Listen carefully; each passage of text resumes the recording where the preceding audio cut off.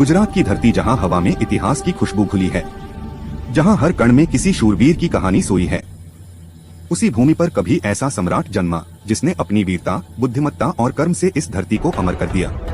उसका नाम था सम्राट कर्णदेव सोलंकी। 12वीं शताब्दी का समय। भारत अनेक राज्यों में बंटा हुआ था। उत्तर में दिल्ली पर तुर्क आक्रमणकारी नजर गड़ाए थे और पश्चिम में गुजरात की सीमाओं पर विदेशी सेनाएं लगातार दबाव बना रही थीं। पर गुजरात अब भी स्वतंत्र था, गर्व से खड़ा था, क्योंकि उसकी रक्षा कर रहा था सोलंकी वंश का शेर कर्णदेव। कर्णदेव सोलंकी ने सिंहासन संभाला तो राज्य बिखरा हुआ था, पर उन्होंने न केवल इसे एकता के सूत्र में बांधा, बल्कि उसे समृद्धि, संस्कृति और शक्ति का केंद्र बना दिया। उनके शासन में हर गांव में सुरक्षा और न्याय का प्रकाश फैला। कर्णदेव केवल राजा नहीं थे, वह दूरदर्शी शासक थे जिन्होंने नदियों पर बांध बनवाए, कृषि को प्रोत्साहित किया और गुजरात को व्यापार का केंद्र बनाया। कहते हैं एक दिन शिकार के दौरान कर्णदेव साबरमती नदी के तट तक पहुँचे। वहाँ उन्होंने एक साध्वी को ध्यान में लीन देखा। वह दृश्य इतना पवित्र, इतना अलौकिक था कि उसी क्षण राजा ने निश्चय किया, यहीं एक नया नगर बसाया जाएगा, एक ऐसा नगर जो युगों तक जीवित रहेगा। और उस नगर का नाम रखा गया कर्णावती, यानी आज का अहमदाबाद। कर्णावती केवल एक नगर नहीं था, वह सोलंकी साम्राज्य का गौरव था। उसकी गलियां सुव्यवस्थित थीं, बाजार सोने चांदी से चमकते थे और मंदिर स्थापत्य के अद्भुत उदाहरण थे। हर इमारत में विज्ञान और सौंदर्य का मेल था। यही था वह युग जब गुजरात को धरती का स्वर्ग कहा जाने लगा।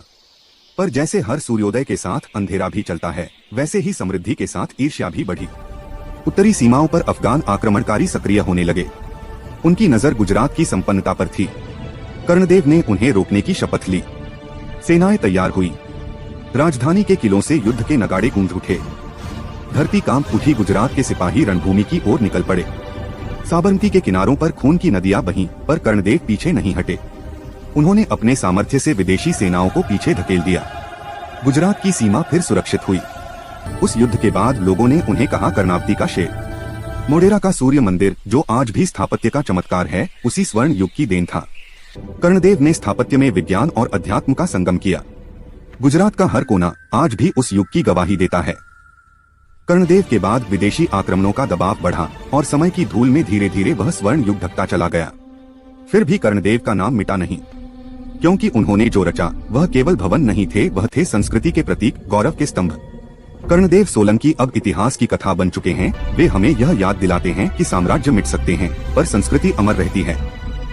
वो जो धरती को मां समझे, वो जो संस्कृति को ढाल बनाए और जो अपने लोगों के लिए प्राण दे दे, वही सच्चा सम्राट कहलाता है।